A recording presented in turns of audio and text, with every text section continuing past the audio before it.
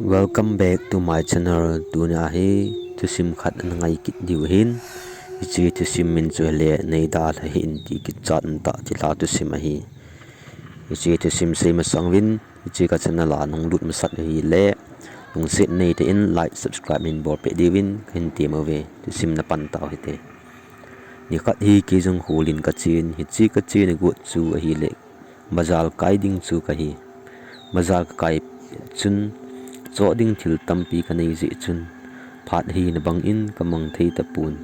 pung kon ta chelam kan hai mil dan tai ka thil le lo ho ki cho kim phanin pung chu ka vel hi le pung li ni tha lam thim ana hitan ke yong chu ka hin he do phanin agan na thei in lama ki le ngai tai tin aji chu ki ma kum na hi pung gup ta bang lampi ki so da hin lampi ang hi asaw thimin hi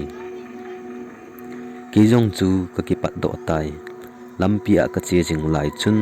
passenger a hi lo le garin neo a hi lo la mi wa le mam tin ka thim venin ka ki he le len a hin la chini chu ka wang sit ni hitam mi a che le awa le gari gin ki ti jong ka zapun a hi lampia lai lung ka khel jet chun hu hong thim tan ke yong chu pasal ngam bangin lampi chu ka hin zon a hi ukhat ka pha ma sang chun than mul ka hin mun street light hi lo light bulb khat awa chu ka mun hi chiong chu wa ha lo phedap lak tamang min omin dan chu lai wa ha ni lo hi dan hi all mo lovin kingam thim sa ta in kongin hi le than mul chu ka hin phatai itia ka ki han sa wang chun kalung ahung neu zap tan nu mei hot pangin kalung chu hung tan hi Eyong chun ka ki chat man chun ai ti a pathian la ngai lo pa chu ka fon kala do in pathian la kan thain chu thenin tan mul chu kan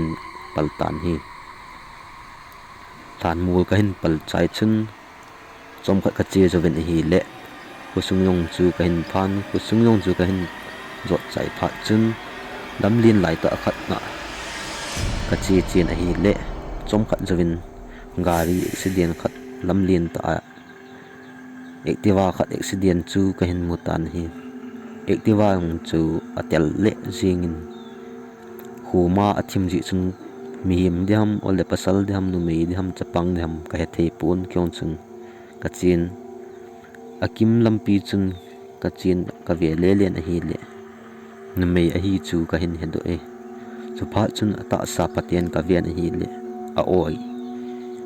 chama ki su chu amahalin ta chu adak na lain chu phat chun phone bola police ho ku dam ole in nei te ku dam tin ma phone chu ka vian he ko hol mo ki in a phone jong chu pun hi aso ka thamin a hi le aso jong chu tapon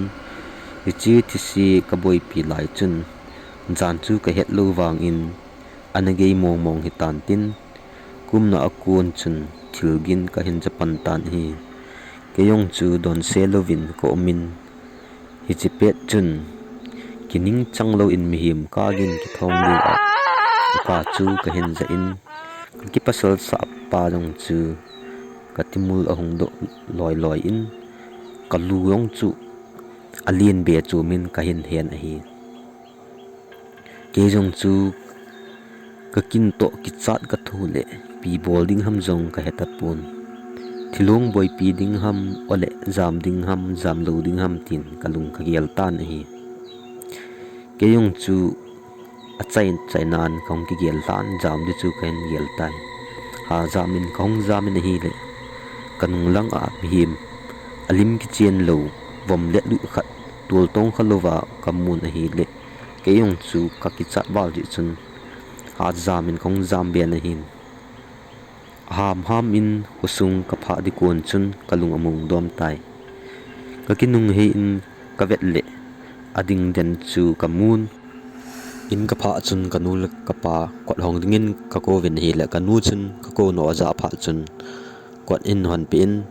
ipidinga tu jan thip nunga he in jot ham tinin don punin hi le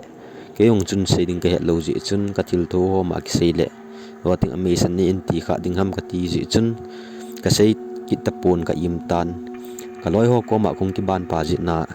kong vai ge den he ka ti le kan nu chun hi jong le na chi ki ting le in hin ma zut ji in 18 amount chun arum ki zut tan hi kyong chu ka chol to ma hi le ka room sung nang chu ka zonin ka imutan a hin jingka pung thum minute som langa dung ho chun kong king khangin hi le enu ka ten zana tol tong khalawa hung hung ji nu chun ein coin a hi ichi tu sim patna chen ge en nga yu si na chungwa ki pa tu ken sein pa tu jong ananga ki te ichi pa tu kin upload ka se na bon win bye bye na dam se evin